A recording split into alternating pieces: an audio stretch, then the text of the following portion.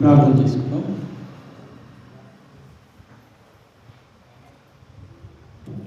కృపగల దేవా, దయగల తండ్రి, నీకు స్తుతులు స్తోత్రం ఉన్నాయన.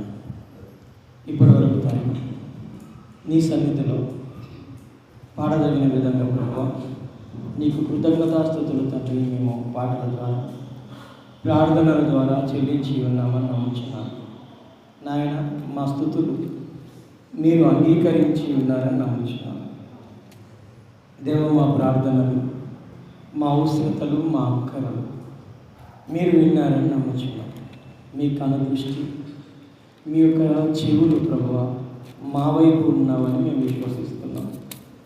కార్యక్రమంలో భాగంగా తండ్రి నీ యొక్క మాటలు మేము నా తండ్రి నేర్చుకున్నటకు, నీ యొక్క మాటలు ధ్యానం చేయుటకు తండ్రి మేము పూనుకుంటున్నాం నాయన. మీ ఆత్మ సహాయంను మాకు దయచేయండి నాయన. మాలో ఏ ఒక్కరు నశించిపోకుండా, మాలో ఏ ఒక్కరు నీ మాటలను అర్థం చేసుకోకుండా ఉండలాగా ప్రతి ఒక్క బిడ్డ అర్థం చేసుకొని నా తండ్రి బలపడులాగున సహాయం దయచేయండి దేవ. నా తండ్రి నీ సన్నిధిలో మేము కూర్చొని ఉన్నాం ఆసక్తితో. నీ మాటల వైపు మేము మా చెవులనిచ్చుటకు, మా హృదయాన్ని ఇచ్చుటకు కృపనివ్వండి. దుష్టుడు ఎలాంటి ఆటంకాలు, ఇబ్బందులు తేకుండా ప్రభా సహాయంలో దయచేయండి. ఇది నీ మాటల ద్వారా మేము నీ సన్నిధిలో కట్టబోటకు సహాయము దయచేయండి నాయన. ఇదిగో తండ్రి నీ ఆత్మ ద్వారా ముందుకు మమ్మల్ని నడిపించమని చెప్పబడుతున్న సందర్భం నాయన. ఉపదేశించుటకు, విభజించుటకు, అర్థం చెప్పుటకు ఆత్మ సహాయము దయచేయండి, బలపరచు. క్రీస్తుపేట ప్రార్థన సమర్పిస్తున్నాను తండ్రి. కూడి వచ్చిన సంఘమైన మీ అందరికీ ప్రభుపేట వందనాలు తెలియజేస్తున్నాను. దేవుడి యొక్క అమూల్యమైన కృప మరి ఈరోజు ఆయన సన్నిధిలో మనమందరం కూడి ఆయన స్తుతించుటకు, ఆయనను ఆరాధించుటకు దేవుడు మనకు అవకాశం ఇచ్చి ఉన్నారు. అవకాశం ఉన్నా వినియోగించుకొని ప్రజలు ఎందరో, అవకాశం లేక బాధపడుతున్న ప్రజలు ఎందరో.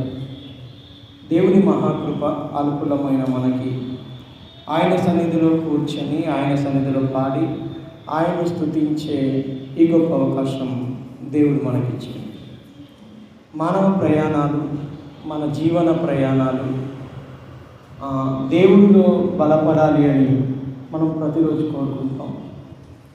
దేవుడు వెళ్ళమన్న మార్గంలో మేము వెళ్ళాలి, దేవ మేము ఎలా నడవాలి, ఎలా జీవించాలి అనే ఆశతో మనం ఎప్పుడు ఎదురు చూస్తూ ఉంటాం. ఏ పని చేసినా, ఏ ప్రయాణం చేసినా ఆయన్ని అడిగి ప్రార్థనపూర్వకంగా మనం ముందుకు వెళుతూ ఉంటాం.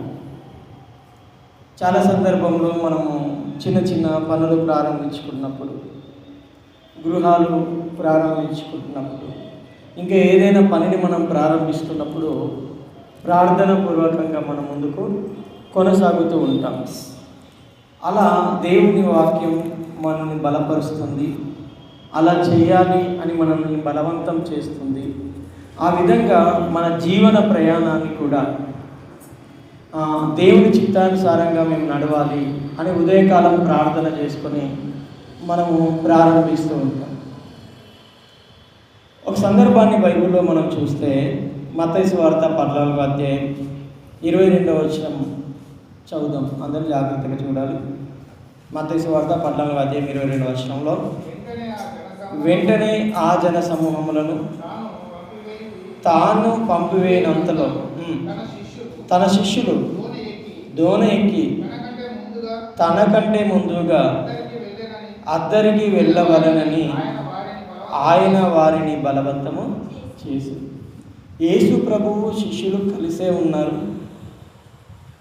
ఎంతోమందిని స్వస్థపరుస్తూ, ఎంతోమందికి దేవుని యొక్క రాజ్య సువార్తను చెబుతూ, వీధి వీధిన గ్రామ గ్రామాన తిరిగి ప్రయాణమై వెళ్ళిపోతున్నప్పుడు వారు మరొక ప్రాంతానికి వెళ్ళవలసి ఉంది. ఆ ప్రాంతం పేరు ఏంటంటే బెత్సైదా అనే ప్రాంతానికి వాళ్ళు వెళ్ళాలి.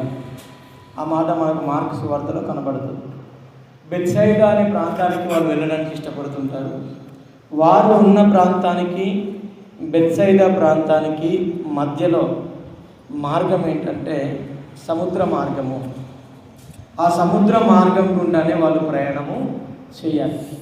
కాబట్టి ప్రభువు శిష్యులను బలవంతం చేస్తున్నాడు ఏంటంటే, మీరు నాకంటే ముందుగా ఎక్కడికి వెళ్ళాలి, బెత్సైదా అనే ప్రాంతానికి మీరు వెళ్ళండి అని పంపిస్తుంది. ఎవరు ఇప్పుడు? ప్రభువే. ప్రభు వాళ్ళతో కూడా వెళ్ళకుండా మీరు నాకంటే ముందుగా ఆ ప్రాంతానికి మీరు వెళ్ళండి అని ప్రభువే వారిని బలవంతము చేస్తున్నాడు. మీరు వెళ్ళండి, త్వరగా వెళ్ళిపోండి అని బలవంతం చేస్తున్నప్పుడు వారు వెళ్తున్నారు. చాలా సందర్భాల్లో మన ఆత్మ కొన్ని ప్రయాణాలు చేయమని, కొన్ని పనులు చేయమని మనల్ని బలవంతం చేస్తుంటుంది. దేవుల్లో తప్పు చేయడానికి కాదు, తప్పు చేయడానికి నిన్ను ప్రేరేపించేది దుష్టుడు. కానీ ఒక జీవ మార్గంలో నువ్వు నడవడానికి నిన్ను ప్రేరేపిస్తున్నది దేవుడి యొక్క ఆత్మ. ఆ ఆత్మకు లొంగి, ఆ ప్రేరేపణకు లొంగి మనం ఒక పనిలో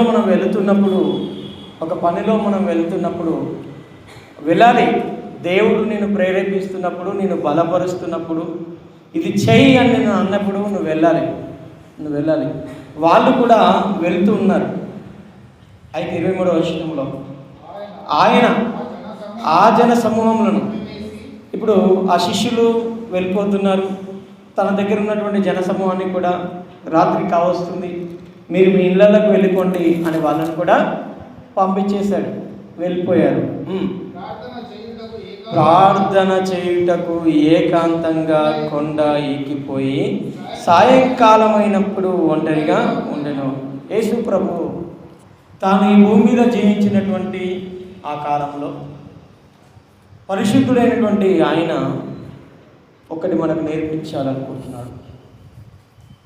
తనకు సమయం అవుతుంది, ఏకాంతంగా ఉండాలనుకునే సమయం, తనకు సమయము సమీపిస్తుంది.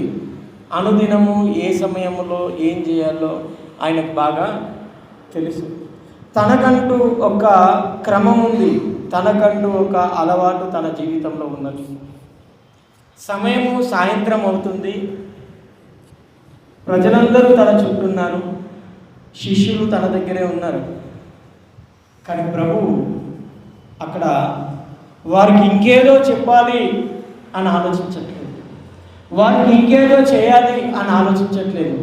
ఏం చేస్తున్నాడంటే త్వరగా జనసమూహాన్ని పంపేస్తున్నాడు.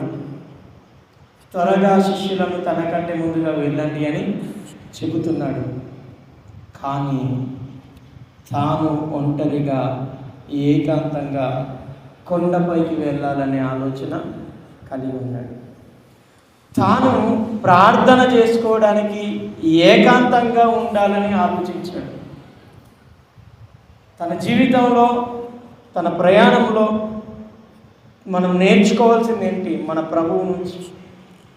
ఈ కాంటెస్ట్లో మనం అర్థం చేసుకోవాల్సింది ఏంటి ప్రభువు నుంచి అంటే, ప్రతిరోజు నీకంటూ ఒక ప్రత్యేకమైనటువంటి సమయాన్ని నీ తండ్రితో గడపడానికి, నీ తండ్రిని అడగడానికి, నీ తండ్రితో మాట్లాడడానికి నువ్వు నిర్ణయించుకోవాలి.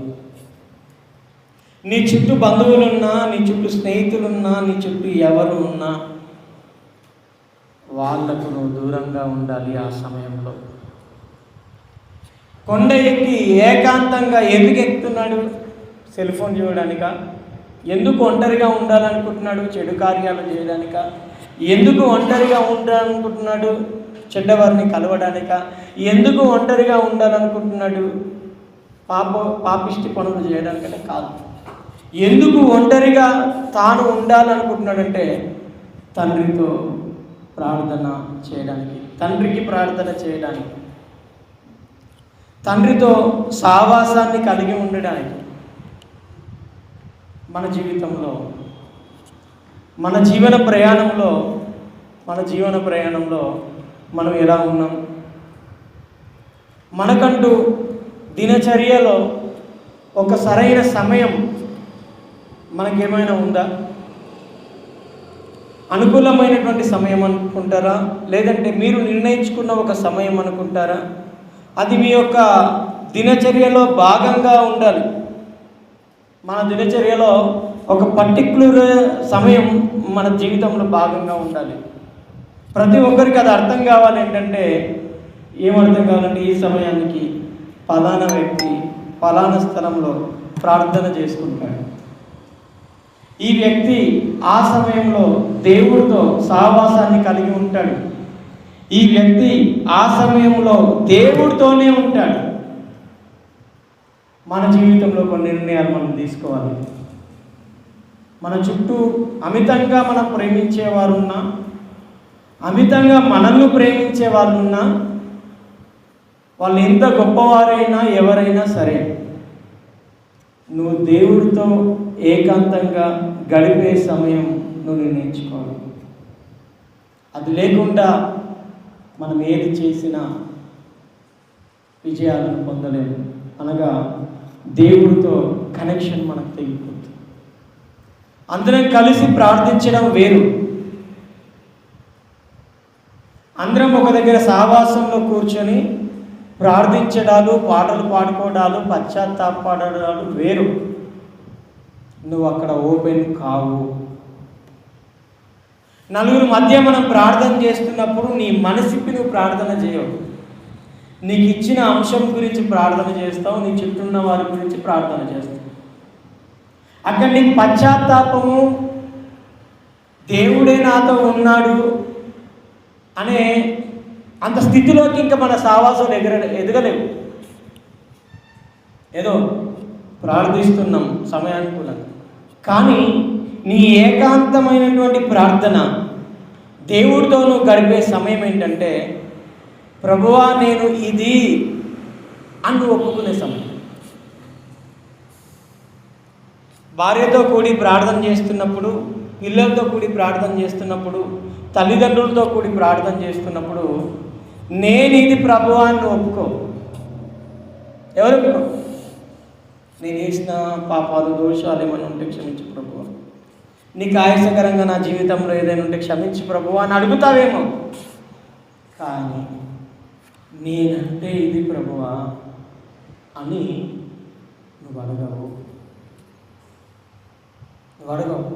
నేను ఎలా ఉండాలి ప్రభువా, ఏంటి నా జీవితం అని నువ్వు అడగవు. నువ్వు అడిగే ఒకే ఒక్క సమయం ఏంటంటే, నువ్వుగా దేవుడి సన్నిధిలో మోకరించి ప్రార్థించినప్పుడు. నువ్వు కంప్లీట్గా పశ్చాత్తాపడే స్థలం ఏదైనా ఉంది అంటే, ఏకాంతంగా నువ్వు దేవుడికి ప్రార్థన చేసుకున్నప్పుడు మాత్రమే నువ్వు పశ్చాత్తాపడగలుగుతావు. నువ్వు బలపరుచుకోవాలనుకున్నా, పరిశుద్ధాత్మ బలాన్ని నువ్వు పొందుకోవాలనుకున్నా, దేవుడి సన్నిధిలో అనుభవించాలంటే అనుభవిస్తాం. కానీ నువ్వు ఏకాంతంగా ఉన్నప్పుడు నిన్ను నువ్వు సమర్పించుకునేది, నిన్ను నువ్వు ఒప్పుకునేది, నిన్ను నువ్వు పశ్చాత్తాపడేది చాలా ఉంటుంది. నువ్వేంటో నీకు బాగా తెలుసు, మనమేంటో మనకు బాగా తెలుసు.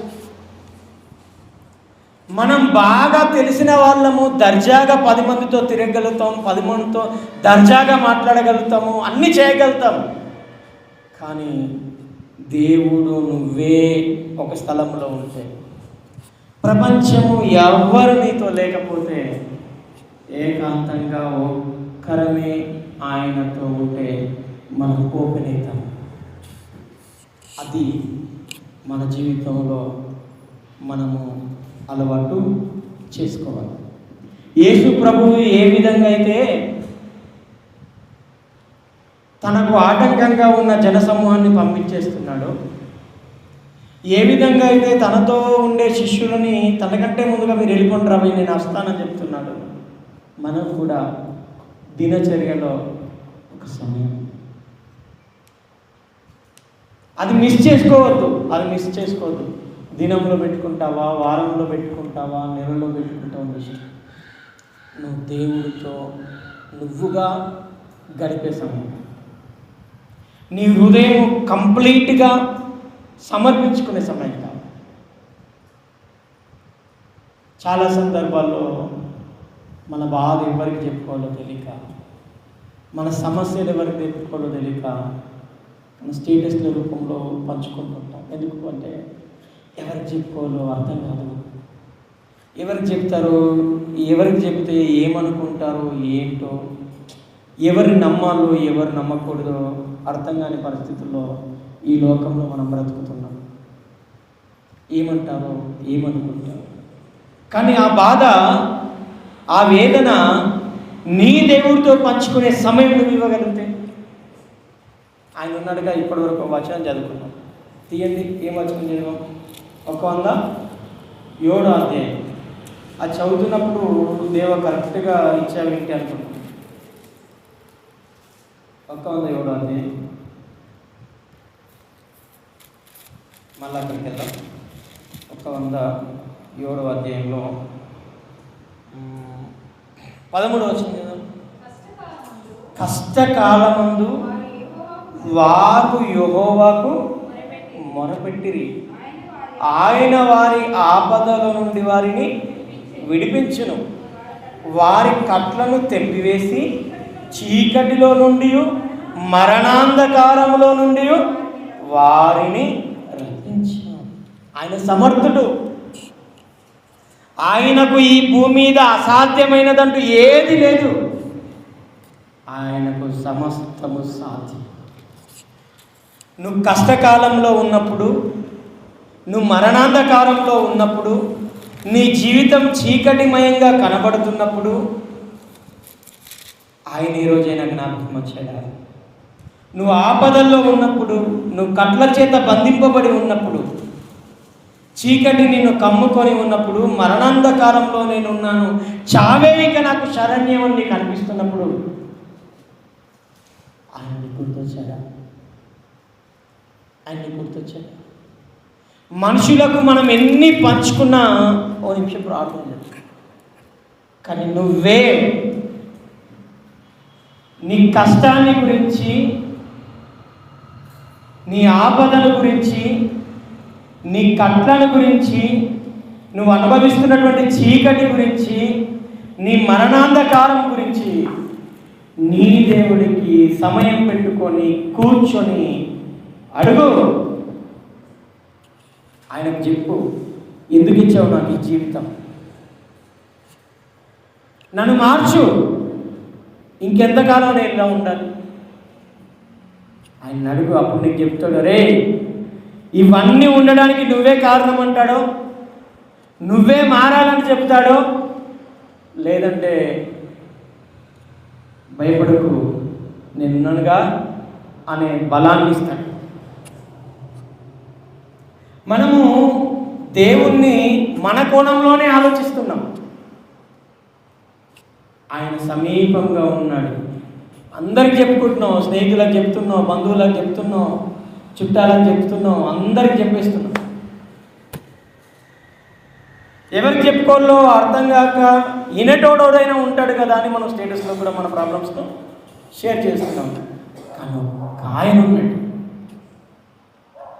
ఆయన నిన్ను కలగజేసిన దేవుడు, తల్లి గర్భంలో నిన్ను నిర్మించిన దేవుడు, నీకు ఆరోగ్యాన్ని ఇస్తున్నవాడు, నీకు ఆయుష్ని ఇస్తున్నాడు, నిన్ను పోషిస్తున్నవాడు, సమస్త సృష్టిని నడిపిస్తున్న ఆయన ఒక ఆయన ఉన్నాడు. ఆకాశంలో పట్టజాలున్న ఆయన, ఆకాశాన్ని సింహాసనంగా చేసుకొని కూర్చొని నరులను పరిశీలిస్తూ చూస్తున్న ఆయన ఉన్నాడు. ఆయన తప్ప అందరికీ చెప్తున్నాను, అందరికి చెప్తున్నాను, నీకు కావాలి ఏకాంత సమయం. పాపం చేయడానికి కాదు, తప్పు నేర్చుకోవడానికి కాదు, తప్పుడు మార్గంలోకి వెళ్ళడానికి కాదు, నీ దేవుడితో నువ్వు నీ సమస్యను పంచుకోవడానికి, నీ కష్టాన్ని చెప్పుకోవడానికి, నీ కన్నీళ్లను చెప్పుకోవడానికి, నీ ఆపదను చెప్పుకోవడానికి, నీ అవసరతను అడగడానికి, నీ కట్లను చెప్పుకోవడానికి, నీ చీకటి నుంచి బయటకు రావడానికి, మరణాంధకారంలో నుంచి నువ్వు బయటకు రావడానికి నువ్వు నీ సమయాన్ని నీ జీవితంలో దేవుడికి ఇవ్వు. డైలీ ఇస్తావా? దేవుడికి స్తోత్రం. వారానికి ఒకసారి ఇస్తావా? దేవుడికి స్తోత్రం. నెలకొకసారి ఇస్తావా? దేవుడికి స్తోత్రం. కానీ ఆరాధన ఉన్నప్పుడు దేవుడు సన్నిధిలో ఉండాలనే తీర్మానాన్ని తీసుకో. నీ జీవితంలో నీకంటూ ఒక ప్రత్యేకంగా ఒంటరిగా నీ దేవుడితో నువ్వు గడపడానికి, స్తుతించడానికైనా సరే, విజ్ఞాపన చేయడానికైనా సరే, దేనికైనా సరే, కేవలం అడగడానికని నేను చెప్పట్లేదు. మనిషి ఎక్కువగా అడగడానికి ఇష్టపడుతున్నాడు కాబట్టి దాన్ని ముందుకు తీసుకొచ్చాను. కానీ కృతజ్ఞతాస్తుతులు కూడా నువ్వు చెల్లించడానికి చాలా సందర్భంలో చాలా మర్చిపోతుంటావు. ఆయనకు కృతజ్ఞతాస్తుతులు నువ్వు చెల్లించడానికి నువ్వు ఏకాంతంగా ప్రార్థన సమయాన్ని నిర్ణయించుకో. నీ విజ్ఞాపనలు తెలియజేయడానికి కూడా ఏకాంతంగా ప్రార్థన సమయాన్ని కేటాయించుకో. నువ్వు మొదటగా ఒక ఆధ్యాత్మిక భావనలోకి రా. ఈ లోకాన్ని చూడకు, ఈ లోకపు హంగులను చూడకు, ఈ లోకపు మాయను చూడకు. నిన్ను రక్తమిచ్చి కొనుక్కున్నాడు ఆయన. నీకోసం ప్రాణాన్ని పెట్టాడు ఆయన. ప్రాణం పెట్టిన ఆయన పరిస్థితులు మార్చలేడా? ఆలోచించు. మార్చుటకు సమర్థుడు. అలా మన జీవితంలో, మన దినచర్యలో మనం అందరం చేయాల్సిన పని ఏంటంటే ఒక ప్రత్యేక సమయాన్ని దేవుడికి కేటాయించి సమయం పెట్టాలి. ఇది మనకు అలవాట్లేదు. అలవాటు చేసుకోవాలి. అలవాటు ఉంటే కూడా దేవుడికి స్తోత్రం.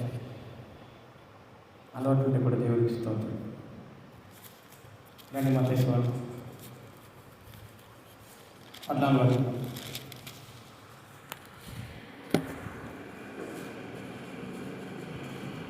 మత్తయి వార్త 14:24.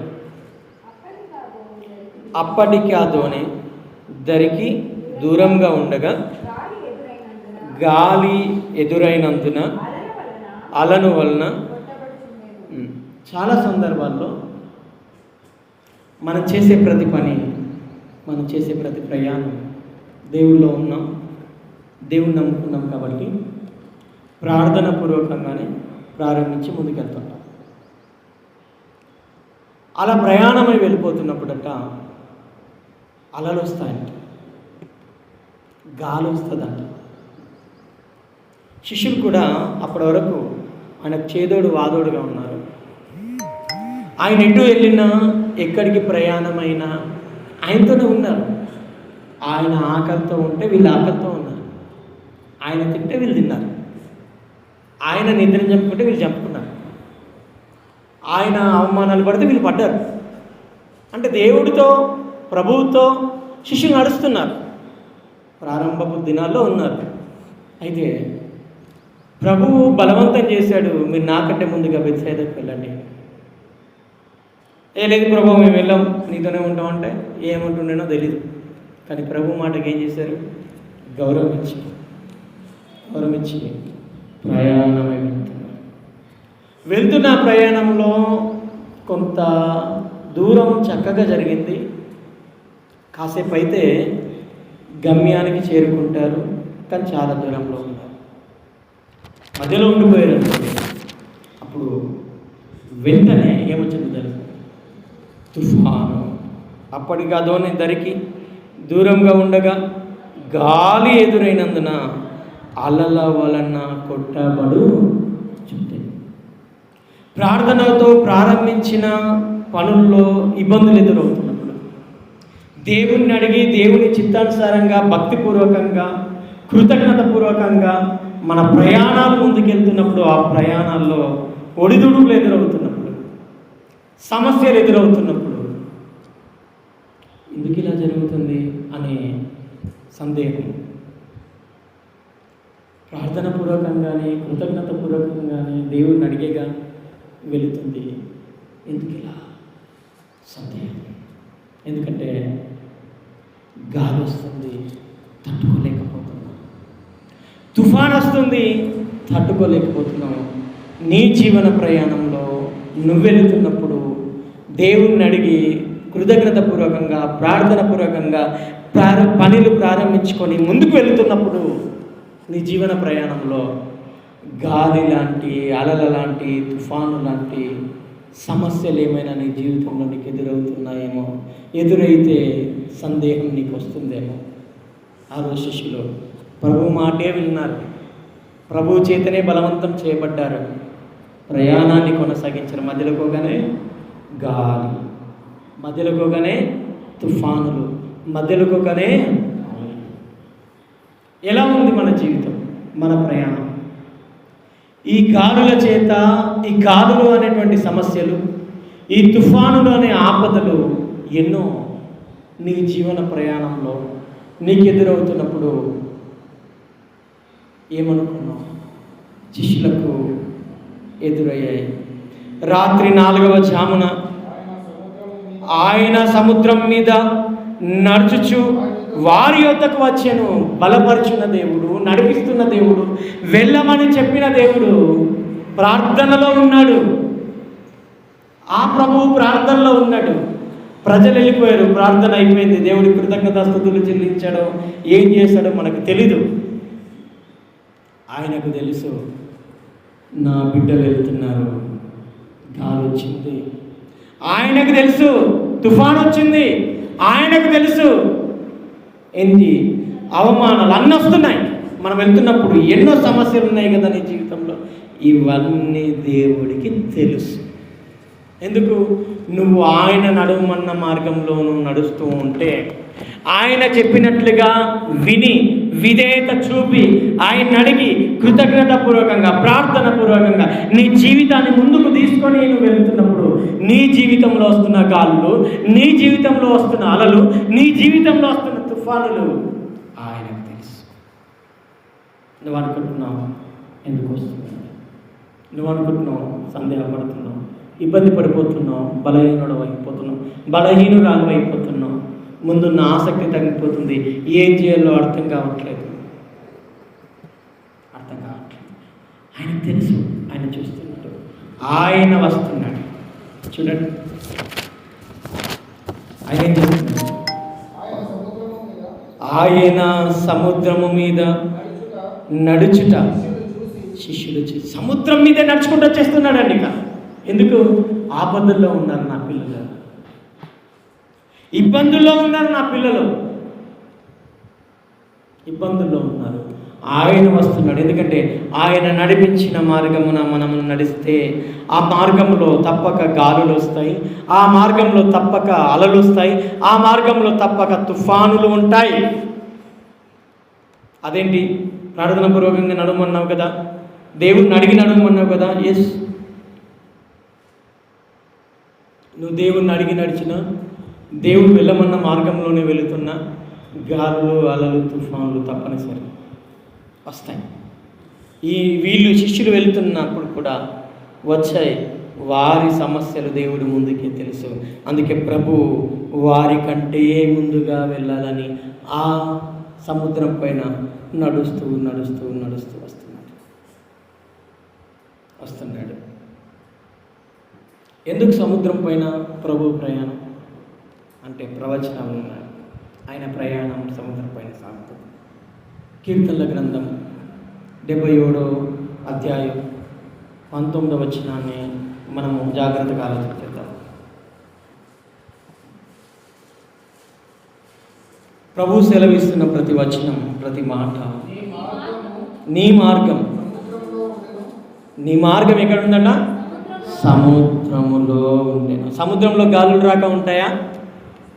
సముద్రంలో అలలు రాకుండా ఉంటాయా? సముద్రంలో తుఫాన్ రాకుండా ఉంటాయా? ఉంటాయి. క్రైస్తవుడి మార్గం సముద్రంలో ఉన్నది. క్రీస్తు మార్గం సముద్రంలో ఉన్నది. ఎందుకంటే అలలు, తుఫానులు, గాలులు వస్తున్నాయి.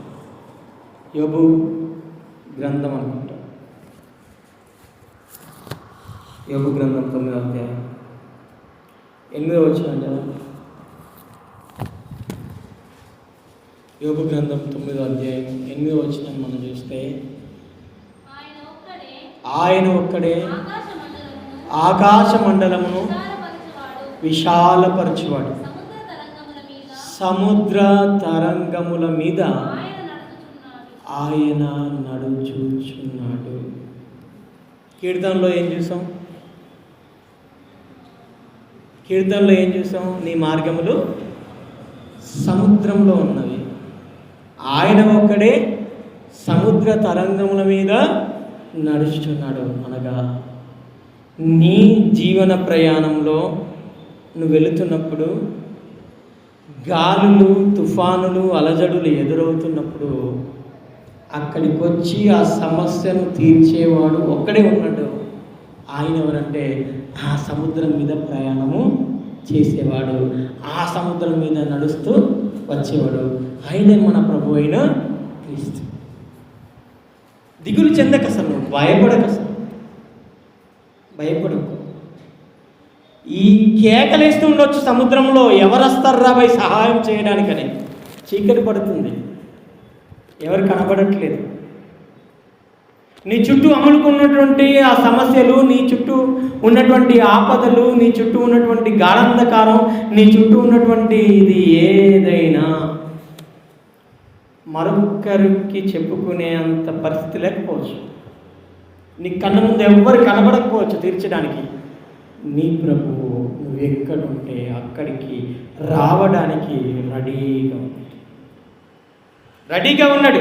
ఆయన సముద్ర తరంగముల మీద నడుచును, మహాకాశములను విశాలపరచువాడు ఆయనే. సముద్ర తరంగముల మీద నడుస్తూ వచ్చువాడు ఆయనే. ఆయనకు చెప్పు, ఆయన అడుగు, ఆయనతో ఉండు. ఏదైనా కానీ, ఏం జరుగుద్దో జరగని, ఆయనతోనే ఉండు, ఆయనలోనే ఉండు. ఆయనకి చెప్పు.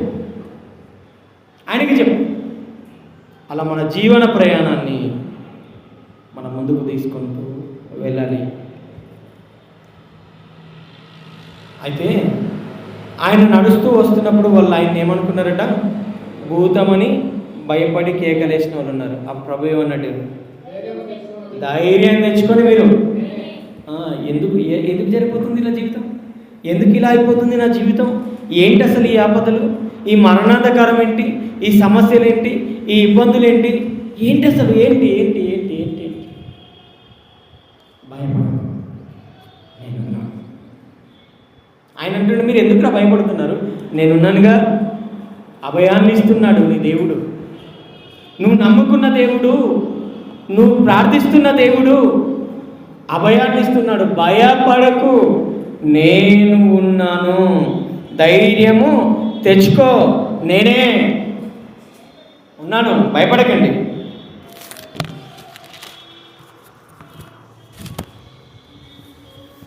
ఈరోజు వారితో ఆ రోజు చెప్పినటువంటి ప్రభు ఈరోజు మనతో మాట్లాడుతున్నాడు.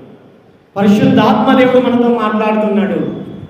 ఏదైనా నీ ప్రయాణంలో అలలైనా, గాలులైనా, తుఫానులైనా, గాఢంధకారమైన, చీకటైనా, ఆపదైన, కష్టమైన ఆయన ఉన్నాడు.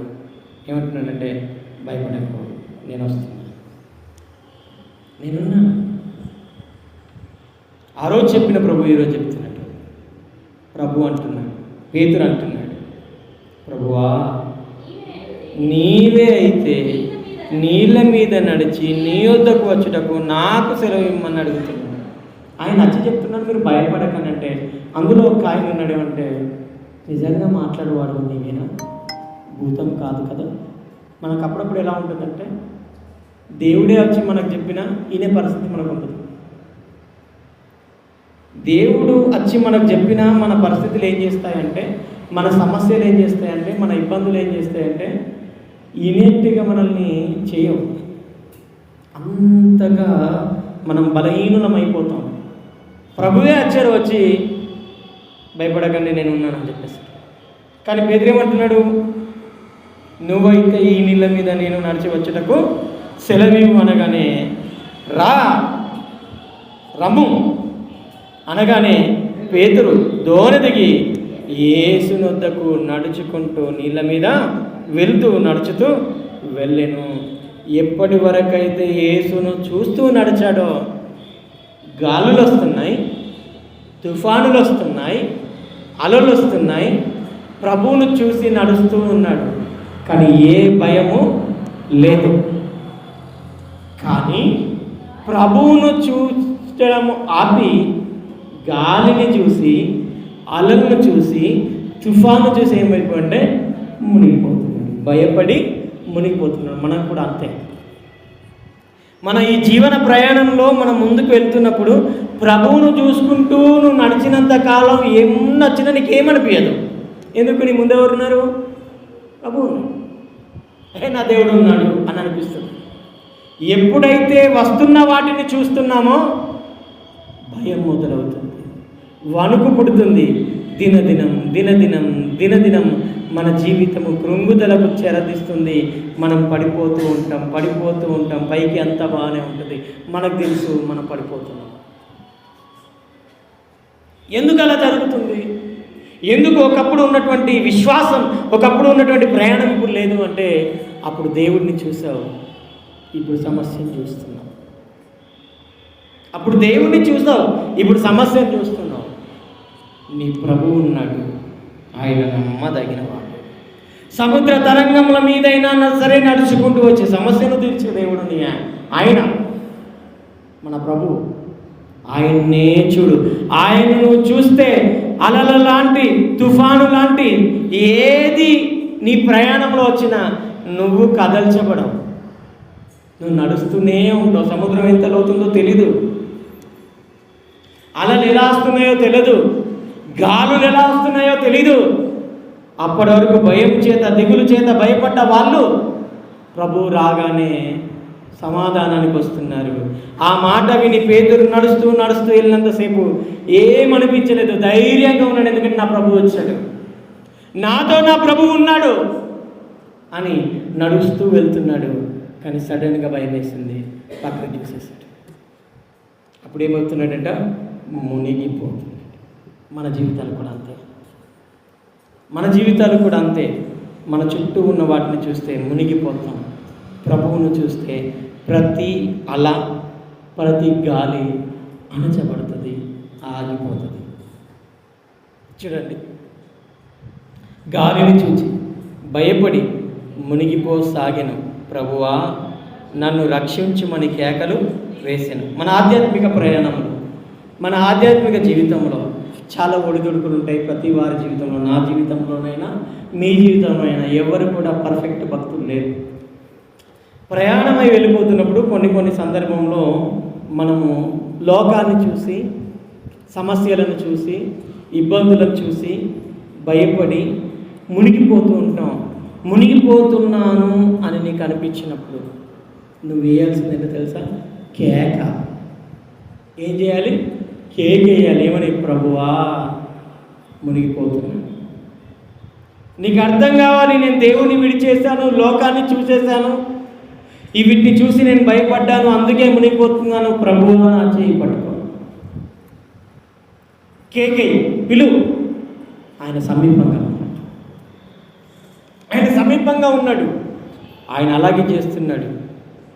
గాలిని చూచి భయపడి మునిగిపోసాగి ప్రభువా నన్ను రక్షించుమని కేకలు వేసెను. వెంటనే యేసు చేయి చాపి అతన్ని పట్టుకున్నాడు. నిన్ను కూడా, నన్ను కూడా, మనందరినీ కూడా ఒకవేళ ఆధ్యాత్మిక జీవితంలో కొన్ని సందర్భాల్లో బలహీనత మన జీవితంలోకి వచ్చినప్పుడు, మునిగిపోతున్నాం అని మనకు అనిపించినప్పుడు, ఇక అయిపోయింది అని అనుకున్నప్పుడు ప్రభువుని గుర్తు చేసుకో, పశ్చాత్తాపడు. ప్రభువా క్షమించు, ఒప్పుకుంటున్నాను అడుగు. ఆయన చేయి ఇచ్చి పైకి లేపే దేవుడు. అప్పుడు నువ్వు గుర్తించాల్సింది ఏంటంటే, నాలో విశ్వాసం లేదు. ఆయన అన్నాడు, అల్ప విశ్వాసి ఎందుకు సందేహపడుతీవని అతనితో చెప్పాడు. మనం మునిగిపోవడానికి గల కారణం సందేహం. మన సమస్యల్లో చిక్కిపోవడానికి గల కారణం సందేహం. వద్దు, ప్రభువునే చూడు, ప్రభువునే చూడు. ప్రతీది అణచబడుతుంది, ప్రతీది సమస్యకు పరిష్కారము దొరుకుద్ది. కంటిన్యూ చేద్దాం. వారు దోణి ఎక్కినప్పుడు ఏం జరిగింది? తిరిగి నీ ప్రభువును నువ్వు ఆహ్వానించినప్పుడు, తిరిగి ప్రభువులో మళ్ళీ నిన్ను నువ్వు కట్టుకున్నప్పుడు, తిరిగి ఆ సందేహం నుండి విశ్వాసంలో బలపడి దేవుళ్ళలోకి మళ్ళీ వచ్చినప్పుడు ఈ సమస్యకు పరిష్కారం ఉంది. అలలు ఆగిపోతున్నాయి, గాలులు ఆగిపోతున్నాయి, తుఫాన్లు ఆగిపోతున్నాయి. అలలను, గాలులను, తుఫాన్లను ఆపిన నీ దేవుడు నీ కన్నీరును తుడవలేడా? నీ సమస్యను ఆపలేడా? నీ పరిస్థితిని మార్చుటకు సమర్థుడు నీ దేవుడు. వారు దోణి ఎక్కగానే గాలి అణిగినంతలో దోణిలో వారు కూర్చుని వచ్చి, నీవు నిజముగా దేవుని కుమారుడు అని చెప్పి ప్రభువుకు మొక్కిరి. సంగమా, మన జీవన ప్రయాణం ఎలా ఉంది? బహుశా ఆ రోజు వాళ్ళు ఎదుర్కొన్నటువంటి అలను మనం ఎదుర్కొంటున్నామేమో. ఎదుర్కోము అనేది లేదు ప్రేమన దేవుడు వల్లరా. యోహాను సువార్త 10వ అధ్యాయంలో ఒక మాట చూసుకొని ముగించుకుందాం. యోహాను సువార్త 16వ అధ్యాయం 33వ వచనాన్ని మీరు జాగ్రత్తగా గమనిస్తారు. మళ్ళీ నాయందు. ఎందుకు? మీరు సందేహంలో ఉన్నారుగా, మనం అందరం సందేహంలో ఉన్నాంగా. మనకు సమాధానం కలగాలంటే నాయందు మీకు సమాధానము కలుగునట్లు ఈ మాట ఇది మీతో ఈరోజు మాట్లాడుతున్నాను. లోకంలో మీకు శ్రమ కలుగును, అయినను ధైర్యము తెచ్చుకోండి, నేను లోకమును జయించి ఉన్నాను కాబట్టి నన్ను మాదిరిగా పెట్టుకోండి. లోకంలో మీకు శ్రమలు వస్తాయి, కానీ ధైర్యంగా ఉండండి, ఎందుకంటే ఆ శ్రమలు నాకు వచ్చాయి. నేను లోకాన్ని జయించి ఉన్నాను, మీరు నాతో ఉంటే మీరు కూడా జయిస్తారు. జయించిన వారికి జీవఫలం నేను ఇస్తాను. జీవఫలం ఎవరికంటే? జయించిన వారికి మాత్రం. దానికి భయపడ్డవాడికి కాదు, దానికి దిగులు చెందిన వారికి కాదు. కాబట్టి ప్రభువునందు ప్రియులారా, జాగ్రత్తగా ఆధ్యాత్మిక జీవితాన్ని అంచనా వేసుకోండి. లోకంలో ఉన్న వారిని చూడకండి, కేవలం దేవుడినే చూడండి. దేవుడి యందు ఆలోచన కలిగి ఉండండి. మీరు ఎక్కడ ఉన్నారు, ఏ పరిస్థితిలో ఉన్నారు, మునిగిపోవడానికి రెడీగా ఉన్నారా లేదంటే మునుగుతున్నారా, అది మీకు తెలుసు. కాబట్టి ప్రభు సన్నిధిలో ఆయన నీతో ఈరోజు మాట్లాడుతున్నాడు. ఆయన నీతో మనతో, నీతో, నాతో, మనందరితో ఈరోజు దేవుడు మాట్లాడాడు. ఇవి నా మాటలు కాదు, దేవుడు మనతో మాట్లాడుతున్నాడు. కాబట్టి ఒకవేళ నేను మునిగిపోతున్నానని మనకు అనిపిస్తే కేకేయు ఆయన చేయిస్తాడు. ప్రార్థన చేసుకుంటాం.